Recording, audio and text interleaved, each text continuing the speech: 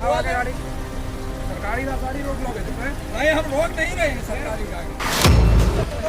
हम इनसे कोई बात नहीं कर रहे हैं, कोनो बात थोड़ी बात रहे हैं कि ऐसा हुआ तो आप क्यों परेशान हैं? आप खड़े रहिए, सुनिए। अमेठी जनपद से एक दर्दनाक घटना सामने आई है। जगदीशपुर थाना क्षेत्र अंतर्गत गूंगे मऊ गांव में एक व्यक्ति की निर्मम हत्या कर दी गई है।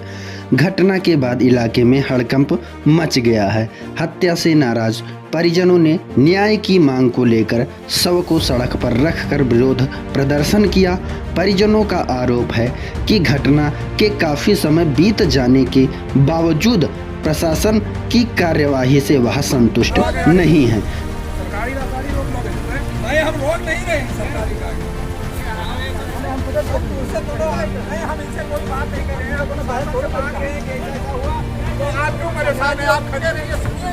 भाई क्यों परेशान हैं? सड़क पर शव रखे जाने की सूचना मिलते ही पुलिस बल पहुंचा और परिजनों को समझाने का प्रयास किया।